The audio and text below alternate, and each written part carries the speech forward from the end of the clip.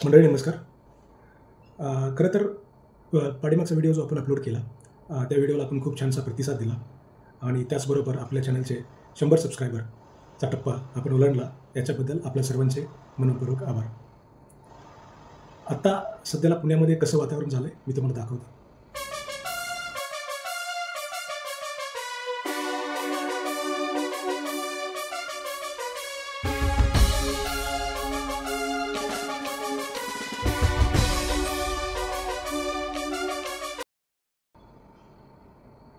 तर साधारणतः असं पुण्यामध्ये वातावरण झालेलं आहे.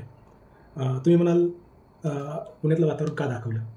कारण याचं कारण असं की मागच्या 4-5 दिवसापूर्वी पुण्यामध्ये प्रचंड थंडी पडली होती आणि जस्ट मी वेदर डेटा चेक केला तर वेदर डेटामध्ये पुण्याचं टेम्परेचर हे साधारणतः सिंगल डिजिटमध्ये आलं होतं. म्हणजे साधारणतः 9 डिग्री सेल्सिअस 8 डिग्री सेल्सिअस इतकं तापमान खाली आलं होतं आणि काही रिपोर्ट तर सांगत होते की 6.9 डिग्री सेल्सिअस टेम्परेचर हे एवढं तापमान कमी झालं होतं. 6.9 हे लोणी काळभोरमध्ये झालं होतं. मग त्यावेळेस माझ्या मनामध्ये एक प्रश्न आला की इतिहासामध्ये महाराष्ट्राच्या इतिहासामध्ये कमीत कमी किती टेम्परेचर येऊन गेले. जस्ट मी डेटा चेक केला. काही मला व्हेरीफाईड सोर्सेस मिळाले, काही अनव्हेरीफाईड सोर्सेस मिळाले. अनव्हेरीफाईड सोर्सेसमध्ये न्यूज वगैरे होता पण त्या ऑथेंटिकेटेड नव्हत्या. ज्याच्यामध्ये असं क्लेम केलं गेलं होतं की महाबळेश्वरमध्ये साधारणतः 0 डिग्री सेल्सिअस इतकं तापमान खाली गेलं होतं.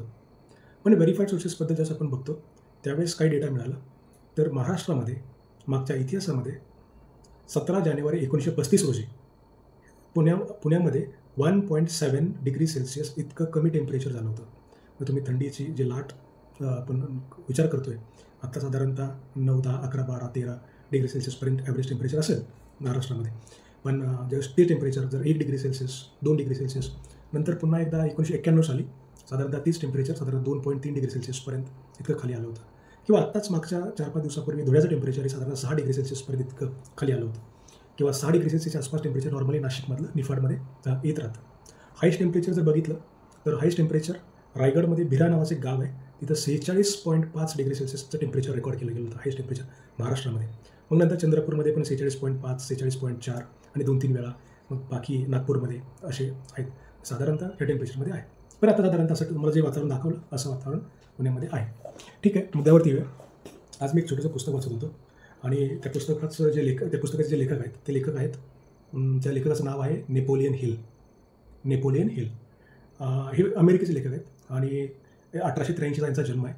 त्यांनी ज्यावेळेस पुस्तक लिहिलं त्याच्या अगोदर पुस्तक लिहायच्या अगोदर त्यांनी त्या काळामधले जे बेस्ट सगळ्यात जे यशस्वी लोकं होती जगामध्ये त्या यशस्वी लोकांचा अभ्यास केला. अँड्रू कार्नेगी असतील किंवा इतर मोठमोठे व्यावसायिक असतील सगळ्यांचा अभ्यास करून ते पुस्तक त्यांनी लिहिलं आणि त्या पुस्तकाचं नाव आहे थिंक अँड ग्रो रिच. याचा मराठीत अर्थ होतो विचार करा आणि श्रीमंत व्हा. खरंच असं असू शकतं का की विचार करून श्रीमंत होता येतं का? आणि जर असं असतं तर जेवढ्या लोकांनी हे पुस्तक वाचले म्हणजे हातामध्ये पुस्तक आहे जेवढ्या लोकांनी हे पुस्तक वाचले ते सगळीच लोकं श्रीमंत झाली का? तेच आपण या पुस्तकामध्ये बोलणार आहोत. माझ्याकडे पुस्तक भरपूर दिवसापासून होतं कपाटामध्ये पण अधूनमधून मी 1-2 पेज वगैरे वाचायचो. काही रिलेव्हन्स एवढा लागत नव्हतं पण ज्यावेळेस पुस्तक सिक्वेन्सनं वाचत जातो आपण त्यावेळेस भरपूर काही गोष्टी आपल्या याच्यामध्ये समजायला लागतात. आज मी असंच एक पॅरेग्राफ वाचला आणि त्या पॅरेग्राफ तुमच्याशी शेअर करायला मला नक्कीच वाटला म्हणून मी तुमच्याशी शेअर करत आहे की एखादा माणूस नक्की यशस्वी का होतो आणि यशस्वी 98% म्हणजे त्यांचं जे मत आहे नेपोलियन हिल यांचं जे मत आहे ते साधारणतः 98% लोक यशस्वी होत नाहीत. 98% लोक यशस्वी होत नाहीत याचं कारण त्यांनी 30 कारणं दिलीत. 30 हे पुस्तक माझ्या हातामध्ये आहे आणि ह्याच्यामधलेच मी काही पॉईंट्स वाचून तुम्हाला तुमचे सांगणार आहे. याचे 2 कारणं आहेत. कारण नंबर 1 म्हणजे मला ह्यातला एकही पॉईंट मिस करायचा नाही आहे आणि दुसरं कारण याचा सिक्वेन्स फारसा काही महत्त्वाचा नाही आहे पण सिक्वेन्स मला मेंटेन करायचा आहे.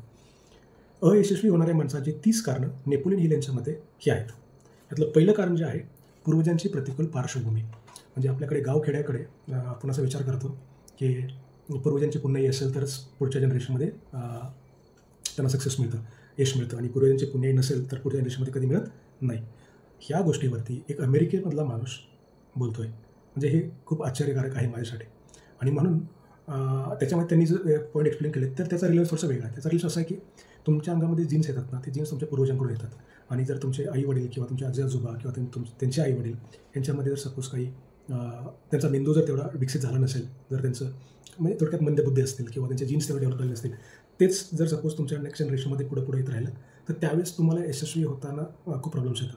पण हे कारण फक्त 30 पैकी एकच कारण आहे. बाकीचे 29 कारणं ही आपल्या स्वतःच्या निगडीत आहेत, म्हणजे आपल्या हातात आहेत. एक कारण पूर्वजांकडून आलेलं. 29 कारणं कोणते कोणते? त्यातलं दुसरं कारण असं, आयुष्यामध्ये कुठलाही स्पष्ट उद्दिष्ट नसणे. म्हणजे मी पाठीमागे काही दिवसापूर्वी एक वाचलं होतं की तुम्हाला 3 प्रश्नाचे उत्तर आपल्या आयुष्यामध्ये माहीत असायला पाहिजे. पहिलं, तुम्हाला तुमच्या आयुष्यामध्ये काय पाहिजे? दुसरं, ती किती तीव्रतेनं पाहिजे? आणि तिसरं, त्या गोष्टीसाठी तुम्ही काय काय त्याग करू शकता? या 3 प्रश्नांची जर उत्तरं तुमच्याकडे असतील तर तुम्हाला यशस्वी होण्यापासून कोणीही रोखू शकत नाही. आणि जर या 3 प्रश्नांची उत्तरं नसतील तर यशस्वी होण्याकडे जायला अजून भरपूर काही वेळ आहे असं म्हणता येईल. तिसरा जो मुद्दा त्यांनी सांगितला, तिसरी जी गोष्ट त्यांनी सांगितली की सामान्य माणसं सामान्य वेनच विचार करतात, चाकोरीमधला विचार करतात. म्हणजे अजूनही बघा, म्हणजे आज महाराष्ट्रामध्ये 13 कोटी लोकसंख्या आहे, गुजरातमध्ये साधारणतः 6-7 कोटी लोकसंख्या आहे. पण गुजरातमधील किती लोक गव्हर्नमेंट जॉब्स करतात किंवा किती लोक जॉब्स करतात, बेसिकली नोकरी करतात. महाराष्ट्रामध्ये आजही अजून आपल्याकडे जॉबकडे बघण्याचा, नोकरीकडे बघण्याचा जो पूर्वीप्रमाणे चालत आलेला जो ट्रॅक आहे, तोच ट्रॅक अजून आहे. म्हणजे त्यामुळे तुम्हाला चाकोरीच्या बाहेरचा विचार केला तरच तुम्हाला यश मिळतं. चाकोरीच्या जर आतमध्ये तुम्ही विचार करत असाल तर तेच रिझल्ट मिळतील जे आजपर्यंत इतरांना मिळालेले आहेत. चौथा मुद्दा जो त्यांनी सांगितला आहे तो सांगितला आहे अपुरं शिक्षण. शिक्षणाचा याचा अर्थ असा होत नाही की फक्त डिग्री, म्हणजे PhD झाला काय, MTech झाला काय, परत नंतर तुम्ही MPhil केलं काय. याचा शिक्षणाचा अर्थ असा होतो की तुम्ही जे व्यवसाय करणार आहात, तुम्ही जे गोष्ट करणार आहात त्याच्याबद्दल तुम्हाला सखोल ज्ञान आहे का? आणि नसेल तर ते तुम्हाला घ्यायला पाहिजे. तुम्ही त्याच्यामध्ये सखोल ज्ञान घेतलं, आणि सखोल ज्ञान घेणं, स्किल घेणं, नॉलेज घेणं हे खूप डिफिकल्ट नाही आहे. ते काही खूप रॉकेट सायन्स नाही आहे. 6 महिने, 1 वर्ष, 2 वर्ष त्यात गुंतवली कधी इझिली तुम्हाला मिळून जातं. 5वी गोष्ट त्यांनी सांगितली की याच्यामध्ये स्वयंशिस्तीचा अभाव, म्हणजे डिसिप्लिन. म्हणजे नुसतं विचार करून काही होत नाही आहे, तुम्हाला त्या डिसिप्लिनने राहायला लागतं आहे. दररोज तुम्हाला ते शेड्यूल फॉलो करायला पाहिजे आणि तुम्ही जे ठरवलं आहे ते तुम्ही वेळेप्रमाणे केलं पाहिजे. 6वा मुद्दा त्यांनी सांगितला की तुमचं आरोग्य चांगलं पाहिजे. आरोग्य चांगलं असेल तर तुमचं मानसिक स्वास्थ्य चांगलं राहतं. मानसिक स्वास्थ्य चांगलं असेल तर तुमचं इमोशनल स्वास्थ्य चांगलं राहतं. आणि इमोशनल स्वास्थ्य चांगलं केलं तर तुमचं आर्थिक स्वास्थ्य चांगलं होतं. त्यामुळे 6वा मुद्दा तो आहे. 7वा मुद्दा त्यांनी सांगितला की लहानपणी तुम्ही कुठल्या एन्व्हायरमेंटमध्ये राहिला आहे. जर लहानपणी तुम्ही चोरी करणाऱ्यांच्या एन्व्हायरमेंटमध्ये, लहानपणी तुम्ही दरोडे घालणाऱ्यांच्या एन्व्हायरमेंटमध्ये किंवा गुन्हेगारी जी वृत्ती असते ह्या जर एन्व्हायरमेंट तुम्ही लहानपणापासून असेल तर थोडंसं डिफिकल्ट आहे. पण ते हळूहळू त्याप्रमाणे असे कितीतरी एक्झाम्पल आपल्याला त्याच्यात बघता येतील की अशा एन्व्हायरमेंटमधून ते बाहेर आलेत. 8वा मुद्दा जो आहे तो आहे चालढकल करणे. म्हणजे याला आपण प्रोकास्टिनेशन बोलू शकतो इंग्लिशमध्ये. प्रोकास्टिनेशन म्हणजे जे काम करायचं आहे ना, ते आज करायचं असेल तर ते उद्यावर ढकलणं, उद्याचा परवा ढकलणं, मग बघू की, मग करू की, आणि मग ते कधी होत नाही आहे. 9वा जो मुद्दा आहे चिकाटीचा अभाव.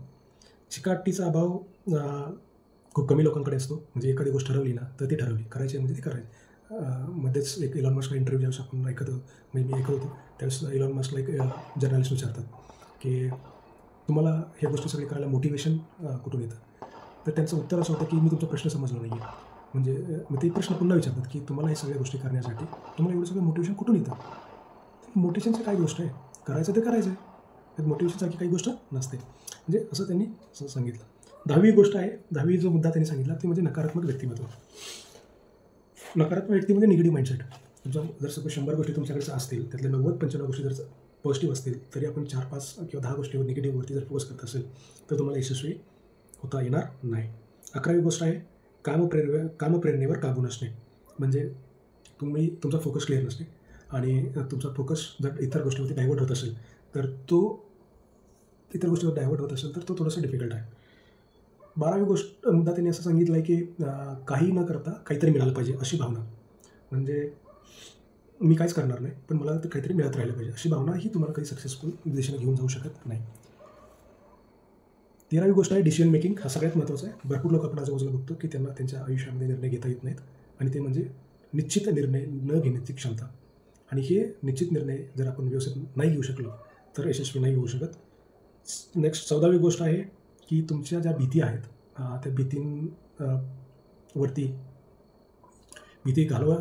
जे लोक घालवू शकत नाहीत ते त्यांना थोडंसं डिफिकल्ट आहे. भीतीवरती मात करता आली पाहिजे. 15वी गोष्ट आहे लग्नामध्ये चुकीच्या जोडीदाराची निवड.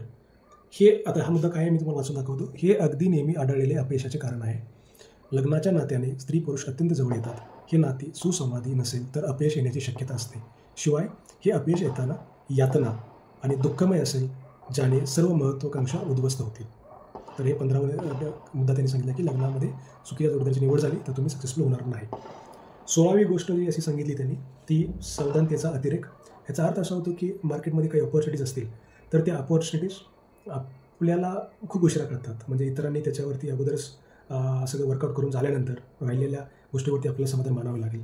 तर इतरांपेक्षा अगोदर मार्केटमध्ये आपल्याला कसं लगेच मार्केट कॅप्चर करता येतील ते आपल्याला बघायला पाहिजे.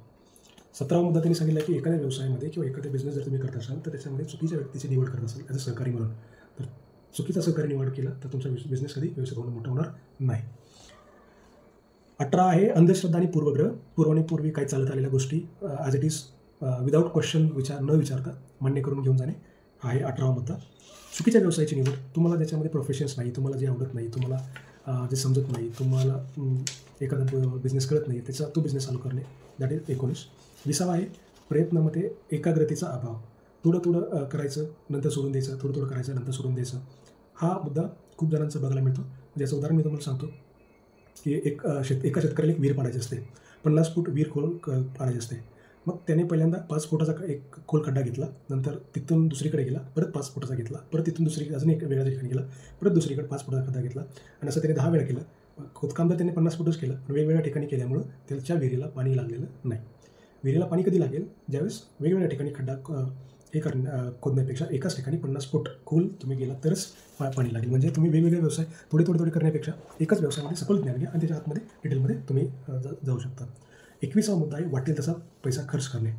उधळपट्टी करणारा माणूस कधी यशस्वी होऊ शकत नाही, कारण कायम तो गरिबाच्या छायेत भीती असते. तुमच्या उधळपट्टीचा जर स्वभाव असेल तर तुम्ही कधी सक्सेसफुल होऊ शकत नाही. तुमचा ठराविक भाग तुमच्या इन्कमचा हा बचत झालाच पाहिजे आणि तो ग्रोही करता आला पाहिजे, इन्व्हेस्टही करता आला पाहिजे. 22वा आहे उत्सवाचा अभाव. जर तुम्हाला एनर्जेटिक फील होत नसेल, तुम्हाला खरोखरच यशस्वी व्हावं असं वाटत नसेल तर तुम्हाला कोणी यशस्वी तुम्ही यशस्वी झालेलं दिसणार नाही. 23वा मुद्दा आहे असहनशील असणे. म्हणजे तुम्ही जर क्लोज माइंडेड असाल, तुम्ही एखाद्या नवीन मुद्द्यावरती जर तुमचं ब्रेन ओपन नसेल आणि तो जर पर्स्पेक्टिव्ह समजून घेणार नसाल तर ते थोडंसं डिफिकल्ट आहे. असहनशीलतेचं सर्वात नुकसान करणारे प्रकार म्हणजे धर्म, वंश, राजकीय भेद याच्याशी निगडीत असतात. असहनशीलता म्हणजे ज्ञान मिळवणे थांबवलेलं असणं. म्हणजे ज्ञान एक शेवटपर्यंत थांबवलेलं असतं. तुम्ही जर आत्ता विचार करत असाल की मी पुस्तक का वाचतोय, म्हणजे मी पुस्तक का वाचतोय म्हणण्यापेक्षा जगातील सगळे जे लोक मोठी झालीत, मग वॉरन बफेट असतील, बिल गेट्स असतील, जे.आर.डी. टाटा असतील, जमशेदजी टाटा असतील, रतन टाटा जी असतील किंवा अजिम प्रेमजी असतील, नारायण मूर्ती असतील, रिलायन्सचे मुकेश अंबानी असतील, धीरूभाई अंबानी असतील. धीरूभाई अंबानींचं थोडंसं लक्षण कमी होतं, पण जेवढे लोकांनी प्रचंड यश मिळवलं त्या लोकांमध्ये एक गुण तर नक्कीच मिळाला की त्यांचं वाचन हे जबरदस्त होतं.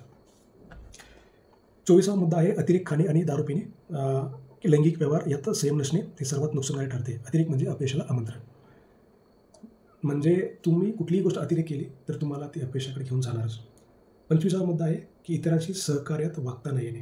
तुमच्या टीमबरोबर, तुमच्या बाकीच्या लोकांबरोबर म्हणजे काही लोकांना खूप चांगली पदं मिळतात, पण ती फक्त त्यांना इतरांशी कसं वागता येईल हे न समजल्यामुळे ती त्यांची पदं त्यांच्या हातून निघून जातात.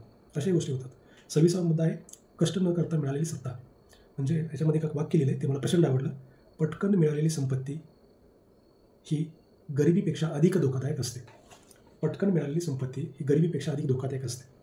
तुम्हाला वाटत असेल आयतं कोणीतरी 1 कोटी, 5 कोटी, 50 कोटी कोण आणून देईल आणि मी श्रीमंत होईल, हे जास्त दिवस टिकू शकत नाही. याचं कारण असं की आपण बघतोच कौन बनेगा करोडपतीमध्ये KBCमध्ये सुशील कुमार ज्यांनी 5 कोटी कमवले होते, ते 5 कोटी मिळाले होते, 2-3 वर्षानंतर त्यांची कंडिशन पुन्हा तीच झाली. किंवा तुम्ही अजूनही बघा, ज्याला डायरेक्ट पैसे मिळालेत ना, ते पैसे जास्त दिवस टिकू शकत नाहीत. तुमची प्रगती ही स्टेप बाय स्टेपच वरती गेली पाहिजे. 27वा जो मुद्दा त्यांनी सांगितला आहे, तो सांगितला आहे हेतुपूर्वक अप्रामाणिकपणा. एखाद्या वेळेस तुमच्याकडून चूक होईल हे नक्कीच मान्य आहे, पण जर तुम्ही जाणीवपूर्वक जर चूक करत असाल तर तुम्हाला यशस्वी येता येणार नाही. तुम्ही अयशस्वीच होणार, कारण तुम्ही जाणीवपूर्वक अप्रामाणिकपणा करता. अप्रामाणिकपणा लॉंग टर्म तुम्हाला पुढे घेऊन जाऊ शकणार नाही. 28वा आहे गर्व आणि अहंकार. हे अवगुण दुसऱ्यांसाठी धोक्याचा इशारा करणारे लाल दिवे बनतात आणि लोक स्वतःला लांब ठेवतात. यशासाठी ही नक्कीच कारणे आहे. अहंकार आणि गर्व ज्यावेळेस आपल्या अंगात येईल त्यावेळेस आपण यशस्वी झालो तरी आपण लवकरच खाली त्या शिखरापासून खाली पडेल. 29वा आहे विचार करण्याऐवजी अंदाज बांधत बसणे. ॲक्च्युली विचार करून निर्णय घेण्यापेक्षा नुसतंच आपण तर्कवितर्क करत बसणे हा एक मुद्दा आहे. आणि 4था आहे जो भांडवलाबद्दल चुकीची माहिती आणि चुकीचा अभाव. म्हणजे थोडा काही पैसा मिळाला बिझनेसमध्ये का लगेच त्याची उधळपट्टी वगैरे करणे. अशा गोष्टी करत असाल तर तुम्ही लॉंग टर्म पुढे जाता येणार नाही आहे. आणि शेवटचा त्यांनी मुद्दा सांगितला आहे, याच्यामध्ये 30 सोडून एक मुद्दा सांगितला आहे, ते म्हणजे स्वतःला ओळखा. जर स्वतःला ओळखू शकत नसाल तर तुम्हाला तुमच्या क्षेत्रामध्ये यशस्वी होणं खूप डिफिकल्ट आहे आणि ज्यावेळेस तुम्ही स्वतःला ओळखाल त्यावेळेस तुमच्या क्षेत्रामध्ये तुम्हाला यशस्वी होण्यापासून कोणीच रोखलं जाऊ शकत नाही. तुम्हाला काय वाटतं नेपोलियन हिल या अमेरिकन लेखकाच्या थिंक आणि ग्रो रिच मधील या विचारांबद्दल? याच्यामधील कोणता मुद्दा तुम्हाला वाटतो की हा नसता तरी चाललं असतं किंवा ॲडिशनल एखादा मुद्दा जेणेकरून आपल्याला याच्यामध्ये इन्क्लूड करता येतील? तुमच्या प्रतिक्रिया नक्कीच कळवा. धन्यवाद.